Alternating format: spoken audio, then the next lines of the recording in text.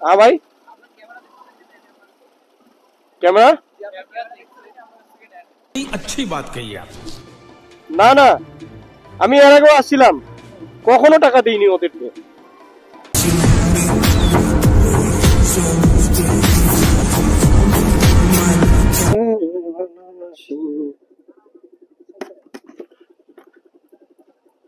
কিছু বলবি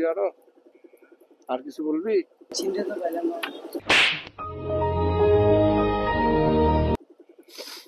ভালো করে দেখ চিনতে পারবি বলো এরা চিনতে পেলাম না प्लीज ये अच्छा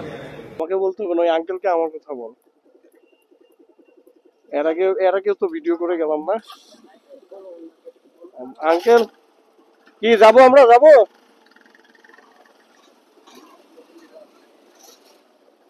এই তুই আমার গাড়িটা দেখে রাখবি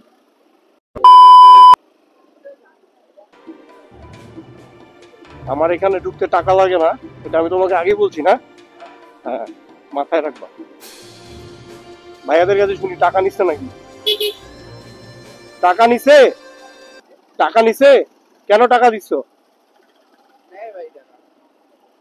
আমি তো কখনোই টাকা দিই না টাকা দিবা না ভাইয়া টাকা দিবা না এটা জাতীয় উদ্যান টাকা দিবা কেন তুমি মাতাসাগরে ঢুকতে টাকা নেই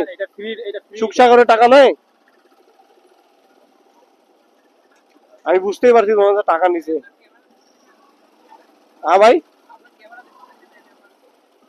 कैमरा अच्छी बात कही आप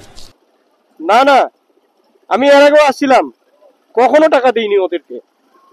আমি ডাইরেক্ট বলছি যে আপনি কাকে ফোন দিবেন দেন আমি টাকা দিব না পরে বললো যাও যাও যাও এই যে আজকেও দেখলা না কি বললো যাও আজকেও তো বললো যে যাও টাকা লাগবে না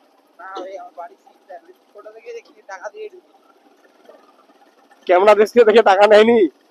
মাথায় নষ্ট ভাই আজব কাহিনী ভাই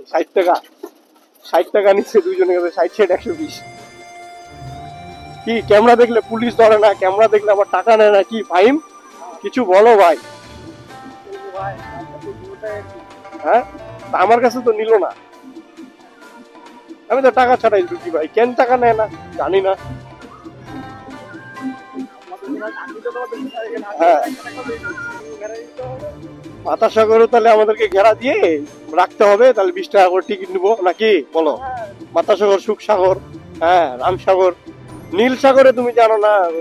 50 টাকা নিচে আমার কাছে 90 টাকা টিকিট ছিল 40 টাকা ছাড় দিচ্ছে পরে